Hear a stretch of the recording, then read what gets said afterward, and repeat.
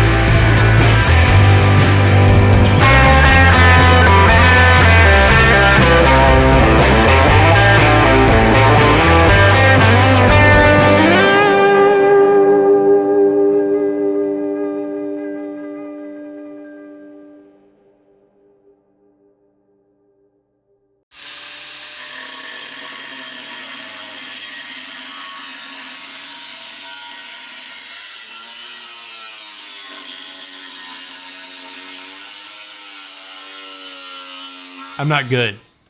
I suck, but I somehow figure it out in the end. And I hate it halfway through. I'm like, this sucks. This is why I even go this route, you know? What's wrong with just a Sportster tank? Wassel fender. No, you gotta reinvent the wheel, you know? That's the enemies in me too. Tormenting myself. He always gets unmotivated halfway through. He always thinks it sucks halfway through, always.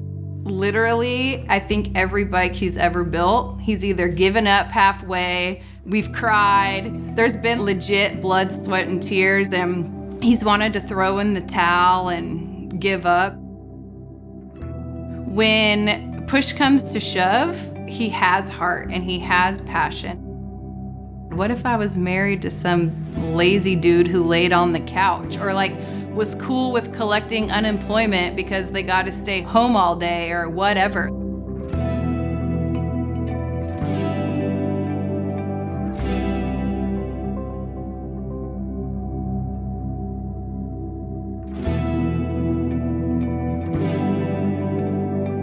The bike that I'm taking to Mama Tried this year is a 2015 Harley-Davidson Street 750. I just wanted to pop off and build me a Street 750 flat track bike. It's just a good opportunity for me to take a stock Harley-Davidson and turn it into my race bike.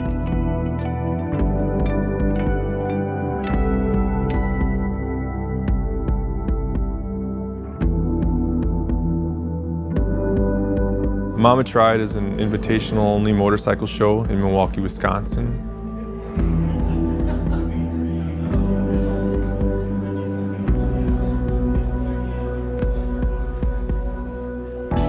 We range anywhere from 90 to 120 bikes that come from all over the country. There's not just one style or type or year. We want the chopper kids to hang out with the race guys and the stock guys to hang out with everybody else. And we want to influence and get them together, get the pot stirred a little bit.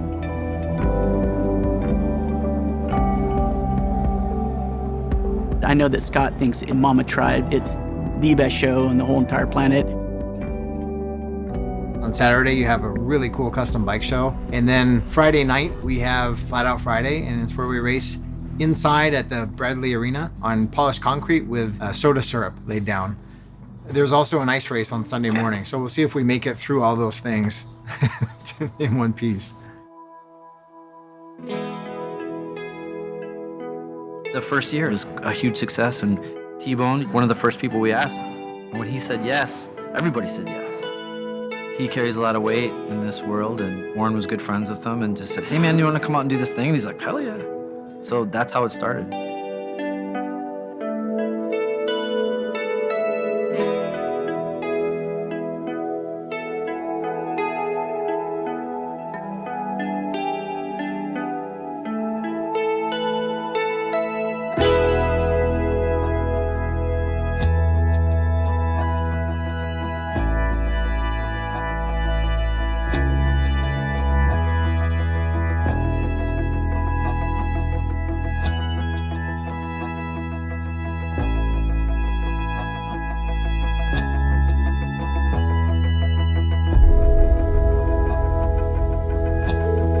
I started a racing career at 41.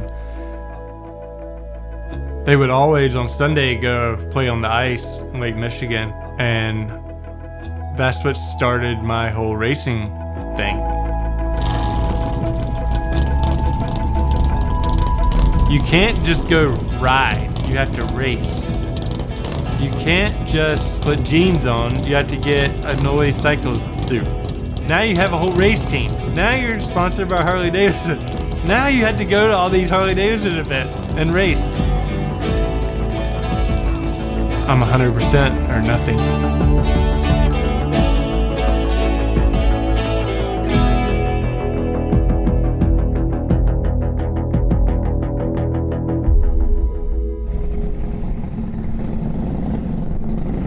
Originally, I'm from Raleigh, North Carolina. My mom and real dad split up when I was 2 or 3. He was always into Honda CVs and Yamahas, and I'd learned from watching him how to start it. It was electric start. Climbed up on the bike, I think I was 2. Hit the right buttons and I was out there revving it, you know. When I packed up and drove across country all by myself, I landed in Orange County, June 1st, 98. On the weekends, I would go to West Coast Choppers and sit upstairs with Jesse and just watch them kind of geek out. And then I ended up working there eventually. I framed houses. That's all I knew was construction and carpentry.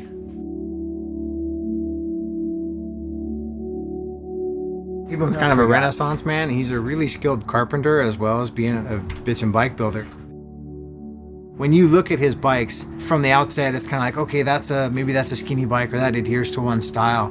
But then the more you look at it, the more detail you'll see. And that's where I think you really see the craftsmanship of what he does. Initially, I was the skinny cycles guy. Like, that was what I called myself, noise cycles, skinny gear. But I've also tried to branch off and show people that I don't have to build a chopper. There's always 12 bikes in my head. Every one of them are different.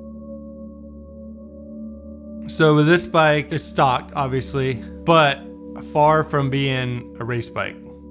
So I'll be manipulating it slightly.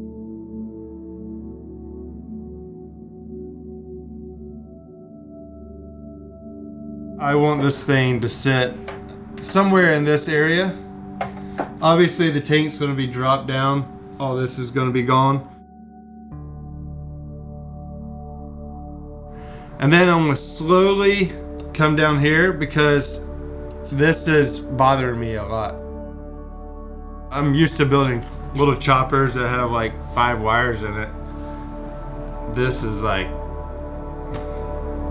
keeps me up at night.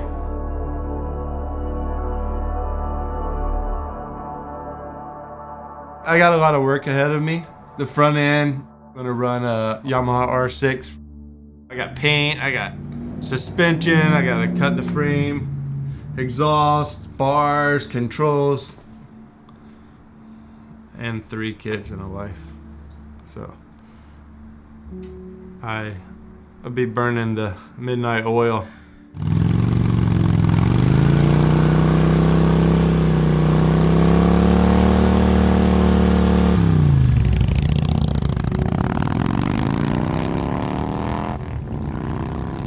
Just because someone's artistic and can create beautiful things, on the flip side, There's no one paying him to do it. This wasn't our life a year ago. We cried and threw in the towel a year ago. We were like MIA for a while. The hardest thing I've ever done is open a shop. Noise Cycles started at lunchtime at West Coast Choppers. So I was grabbing scraps of handlebars and making T-bars at lunch. Taking a Sportster tank, cutting the bottom out, reshaping it, narrowing it, and selling them on Jockey Journal. West Coast closed down. Then I moved on to a couple other shops. There was this one shop, they closed down. I'm like, I'm going to start Noise Cycles full time. This is garage people work. This is garage bikes. I just built a little shinier garage bike. Trying to find a customer to build a shovel head for and charge them what you should be getting paid, it don't exist. Oh, what's your hourly rate? $65. It ends up being $5 when it's all said and done. The big switch in the business is when he started building bikes for shows and would get behind to where he couldn't charge the customers enough. T-shirts would pay the rent and then he would make nothing, or he would use t-shirt money for parts. It got to the point where that was it. 23 cents left in the account. Nobody knew that. All they saw were these shiny bikes in this big shop. That whole fake it till you make it, it's such an illusion. I don't want to say I failed at it because I lasted 4 years and I wasn't going to lose my family over it. But it sucks that I had to get a day job. I still have the shop, I just moved it home.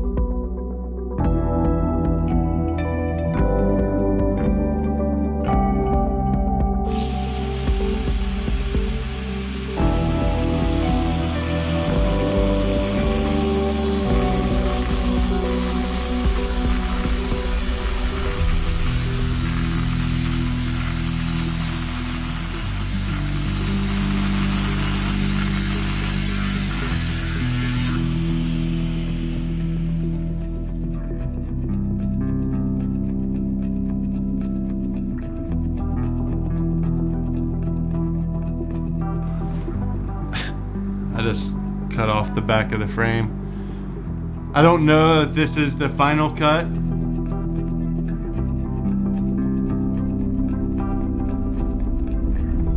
My shocks that I'm getting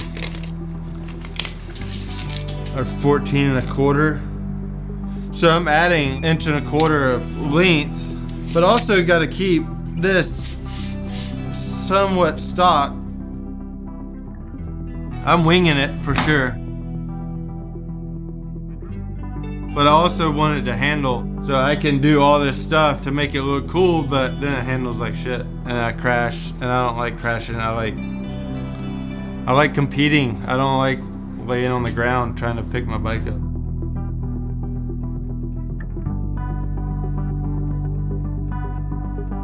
There's competitive sides to all of us, and we want to be up front.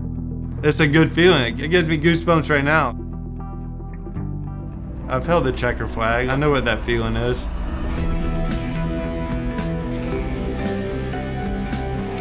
This is the smallest track we ride on, and it's on soda syrup. It kind of blows your mind, but when you walk out there, you're like, and it's got tons of traction.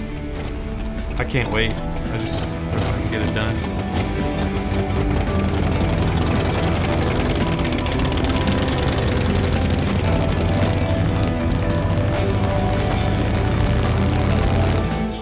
So I met Summer on MySpace, threw a couple lines out, and she bit.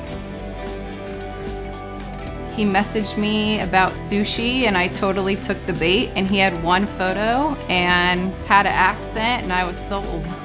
It was pretty good. She got in an argument with a sushi chef first date, and ever since, like, we've been pretty strong.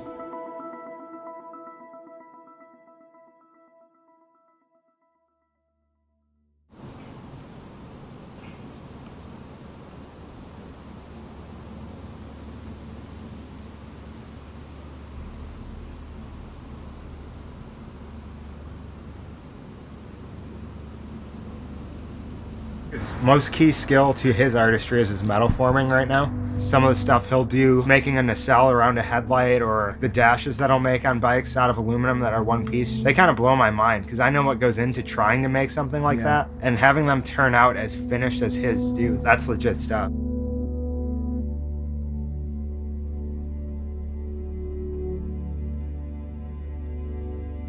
This is an old project, a panhead I did. It was kind of a Tracy body. There's a tail section. And I wanted to do all aluminum, one piece body. I drew it, but I couldn't figure out how it was gonna look at an angle. So I decided to glue a bunch of plywood together and shape it myself. I would hand form the sheet metal onto this.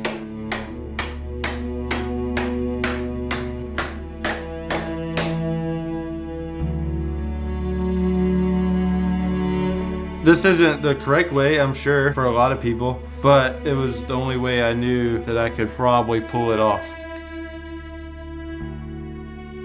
It was a challenge for me.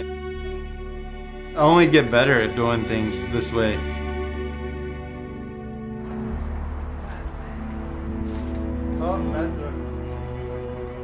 Selfishly, I can't just give up.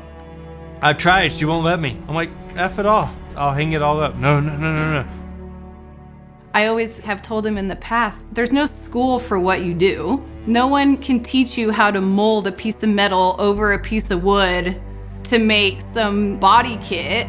There's no class for that. There's so many things he's done that he's had to create how to do it.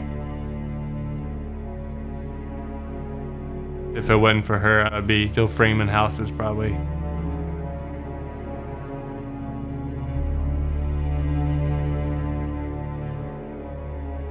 We're not allowed to mess with the rake on the frames. They're stuck whatever bike you have. You can manipulate the rake and trail to handle really good to get you in the corner better, get you out of the corner better. It's just like this, but it does help. You choose the bike you want to ride, and obviously I'm choosing Harley-Davidson, always have, always will, but this is what I got up against me. This thing has 32-degree rake. Factory flat track, dirt track bikes, they're like 26, 27. You gotta understand, these things are 400, 450 pounds. Their bikes are like 200 and something. We're wrestling big ass bikes, and if you mess with that rake and trail, you can make that thing lighter.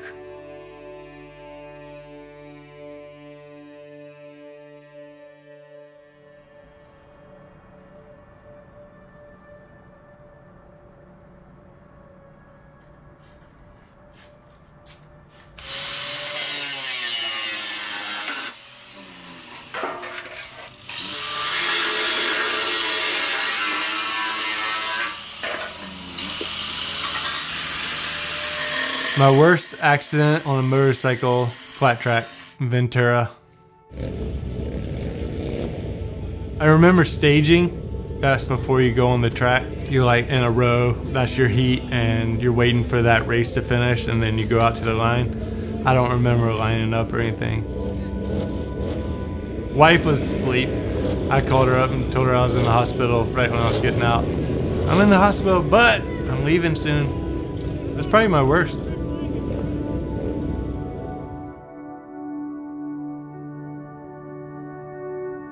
I'm missing 6 hours of life in my head. Shit happened, but I was back out there 2 weeks later.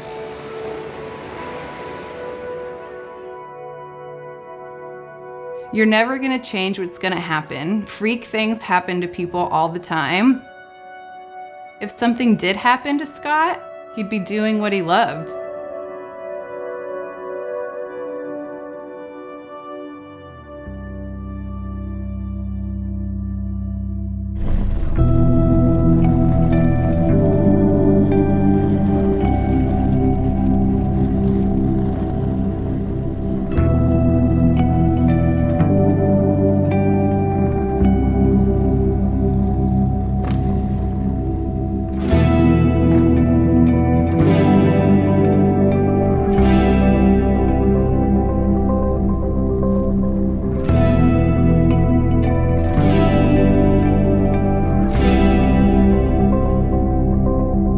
rough journey on the bike. I had to hit the road to Salem, Oregon for the One Moto Show. I had to race it there. And I hit the road at 2:30 Saturday morning and raced Sunday morning. We did all that, and then I drove from there to Milwaukee to where we are now, Mama Tried Show.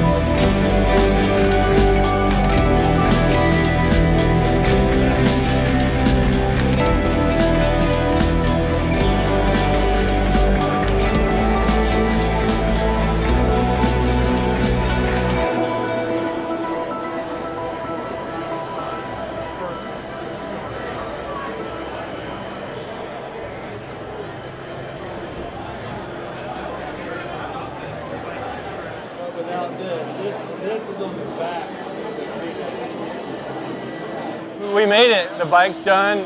It's been all positive, and I've heard numerous people say, wow, this is probably the best one I've seen yet. So I'm stoked. It turned out exactly like I thought it would and I was hoping for, and the fact that I can race it, I pat myself on the back.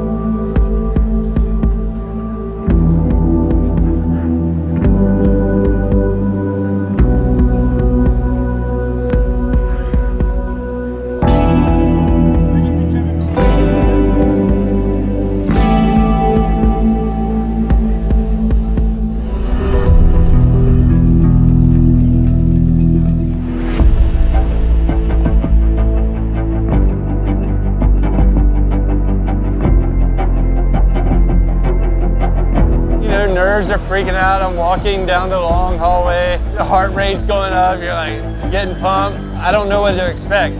Totally different bike, totally different stance. All through practice, I was pushing myself, slowly getting faster and faster. I felt really good. I think I did this right.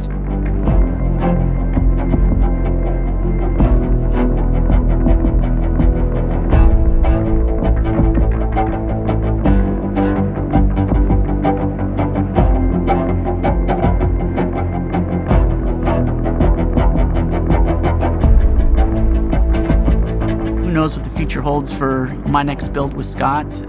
He's always get a text at 2 o'clock in the morning of some random bike he's seen on Craigslist or Chopper Swapper or whatever it is, and he'll say, "This is all you, come on, let's build this."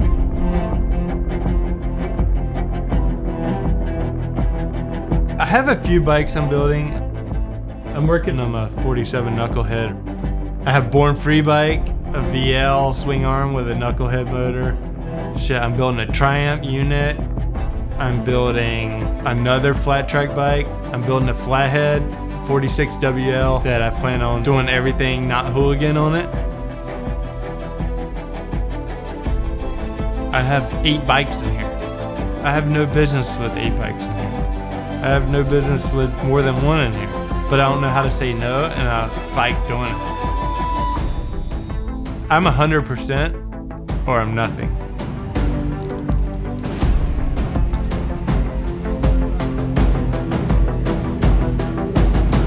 Scott's gone off the deep end with this full race thing. It's consumed a lot of his time, and that's fine. When I find the right bike, Scott will be the next one to turn into something unique. I feel like the timing of this house and getting the shop up and running again and coming out with some new merch and having the Harley-Davidson backing and the fact that we're here doing this today, it's definitely a new life stage that is actually really exciting.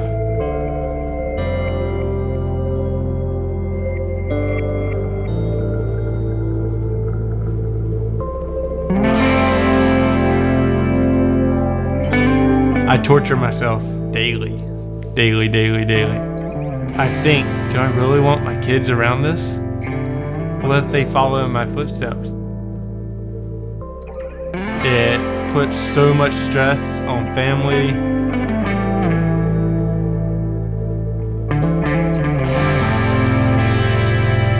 I don't know when to say no or stop. It engulfs you. It takes over. There should be an institution for some of us bike guys to go to try to get it out of our system. Noise Cycles in the back room is a gnarly woman named Summer Jones. I wouldn't be here, I wouldn't have the house over my head if it wasn't for her.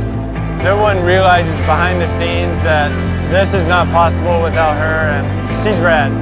I love her to death, and I owe everything to her. Thank you. 33, Scott Jones.